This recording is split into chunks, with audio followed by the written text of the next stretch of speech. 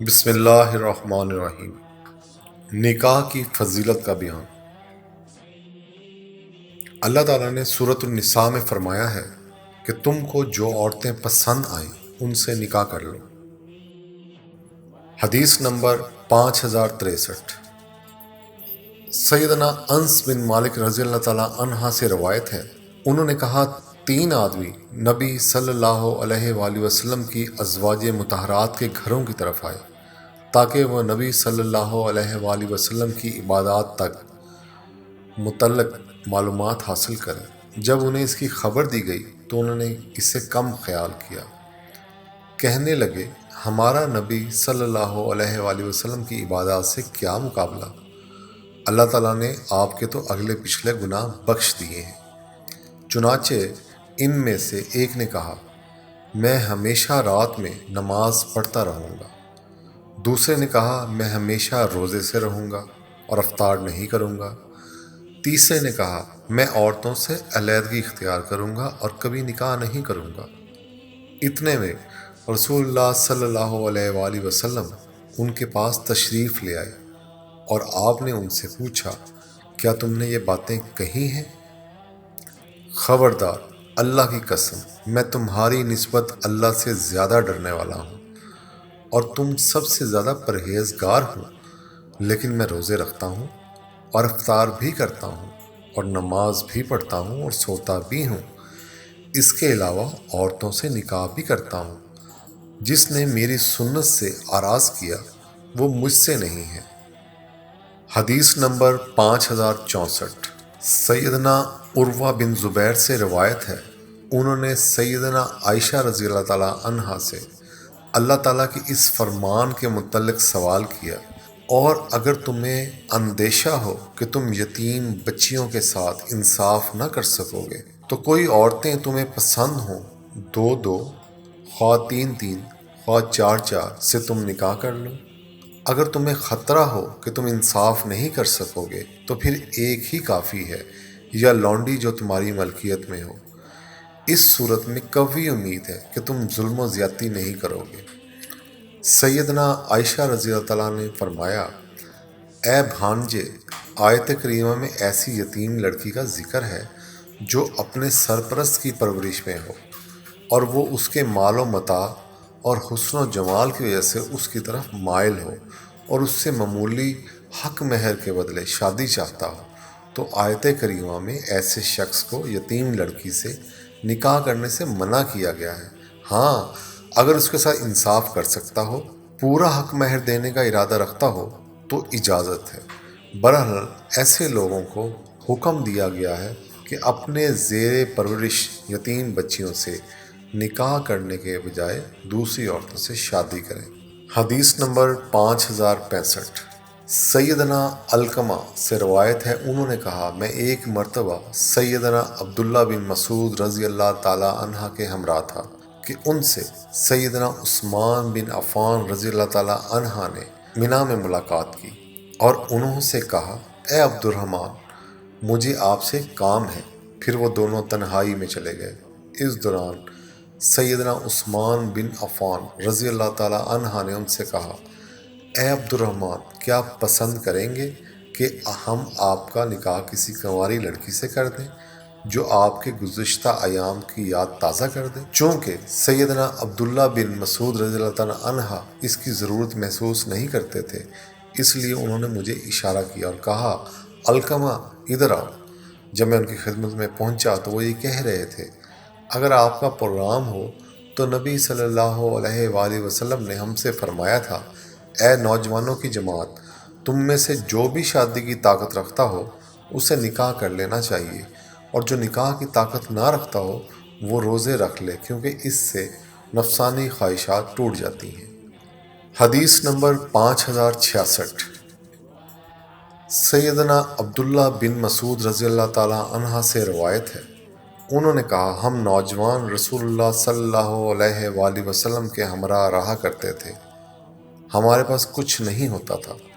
رسول اللہ صلی اللہ علیہ وآلہ وسلم نے ہمیں فرمایا نوجوانوں، جو کہ تم میں سے نکاح کی طاقت رکھتا ہے وہ شادی کر لے، کیونکہ نکاح کا عمل آنکھ کو بہت زیادہ نیچے رکھنے والا اور شرمگاہ کی خوب حفاظت کرنے والا ہے، اور جو کہ اس کی طاقت نہیں رکھتا اسے روزے رکھنے چاہیے، کیونکہ یہ اس کے لیے شہوت توڑنے والے ہیں۔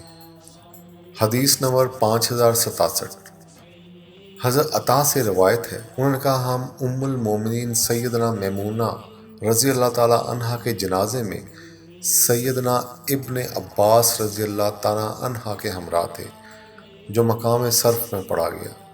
سیدنا ابن عباس رضی اللہ تعالیٰ عنہ نے فرمایا، یہ نبی صلی اللہ علیہ وآلہ وسلم کی زوجہ مطہرہ ہیں، تم جب ان کا جنازہ اٹھاؤ تو اسے جھٹکے نہ دینا اور نہ زور زور سے حرکت دینا، بلکہ آہستہ آہستہ نرمی سے لے کر چلو۔ بلا شبہ نبی صلی اللہ علیہ وآلہ وسلم کے پاس وفات کے وقت 9 بیویاں تھیں، ان میں سے 8 کے لیے تو آپ نے باری مقرر کر رکھی تھی، لیکن ایک کی باری نہیں تھی۔ حدیث نمبر 5068، سیدنا انس رضی اللہ تعالیٰ عنہ سے روایت ہے کہ نبی صلی اللہ علیہ وآلہ وسلم ایک ہی رات میں اپنی تمام بیویوں کے پاس جاتے تھے، جبکہ آپ کی 9 بیویاں تھیں۔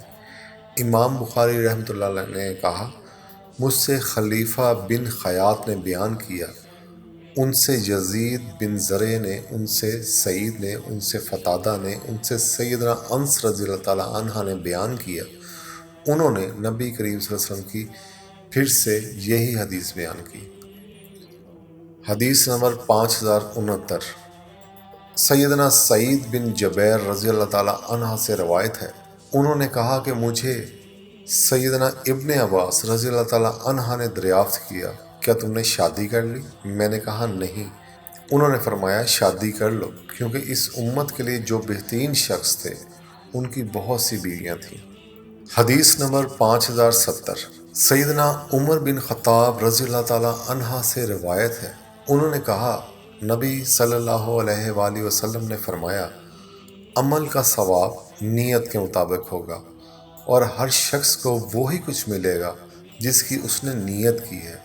اس لیے جس شخص کی ہجرت اللہ اور اس کے رسول کے لیے ہے، اور اسے اللہ اور رسول کی طرف سے ہجرت کرنے کا ثواب ملے گا، اور جس شخص کی ہجرت دنیا کمانے یا کسی عورت سے شادی رچانے کے لیے ہے، تو اس کی ہجرت اسی کام کے لیے ہوگی جس کے لیے اس نے وطن چھوڑا ہے۔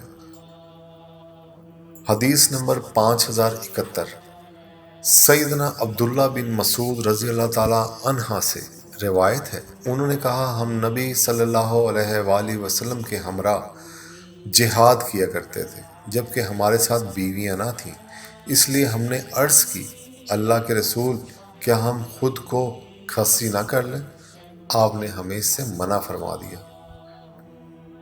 حدیث نمبر 5072، سیدنا انس بن مالک رضی اللہ تعالیٰ عنہ سے روایت ہے، انہوں نے کہا جب عبد الرحمن بن عوف رضی اللہ تعالیٰ عنہ مدینہ طیبہ آئے تو انہوں نے نبی صلی اللہ علیہ وآلہ وسلم نے ان کے اور سیدنا سعد بن ربیع انصاری رضی اللہ تعالیٰ عنہ کے درمیان بھائی چارہ قائم کر دیا۔ انصاری کی 2 بیویاں تھیں، انہوں نے بیویوں میں سے ایک اور مال نصف دینے کی انہیں پیشکش کی۔ سیدنا عبد الرحمن بن عوف نے فرمایا، اللہ تعالیٰ تمہارے اہل و عیال اور مال و متاع میں برکت فرمائے، آپ مجھے بازار کا راستہ بتا دیں۔ چنانچہ وہ بازار گئے، وہاں سے کچھ گھی اور کچھ پنیر کی خرید و فروخت کی اور نفع حاصل کیا۔ نبی صلی اللہ علیہ وآلہ وسلم نے چند دنوں کے بعد سیدنا عبد الرحمن بن عوف رضی اللہ تعالیٰ عنہ کو دیکھا تو ان پر زعفران کی زردی لگی ہوئی تھی۔ آپ صلی اللہ علیہ وآلہ وسلم نے دریافت کیا، عبد الرحمن یہ کیا ہے؟ انہوں نے کہا، میں نے ایک انصاری عورت سے شادی کر لی ہے۔ آپ نے پوچھا، اسے مہر میں کیا دیا؟ انہوں نے کہا، گٹھلی بھر سونا۔ آپ نے فرمایا، ولیمہ کرو، اگرچہ ایک بکری کا ہو۔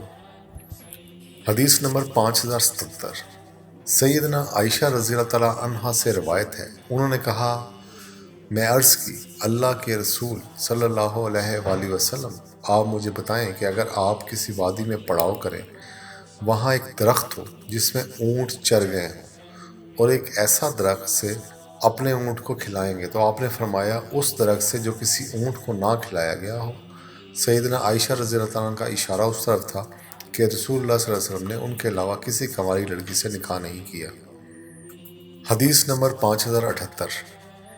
سیدنا عائشہ رضی اللہ تعالیٰ عنہا سے روایت ہے، انہوں نے کہا رسول اللہ صلی اللہ علیہ وآلہ وسلم نے فرمایا، مجھے تم خواب میں 2 مرتبہ دکھائی گئی۔ ایک آدمی تمہیں ریشمی کپڑے کے ٹکڑے میں اٹھائے ہوئے کہہ رہا کہ یہ آپ کی بیوی ہے۔ میں نے اس کپڑے کو کھولا تو اس میں تمہاری صورت تھی۔ میں نے دل میں کہا اگر یہ خواب اللہ کی طرف سے ہے تو وہ اسے ضرور شرمندہ تعبیر کرے گا۔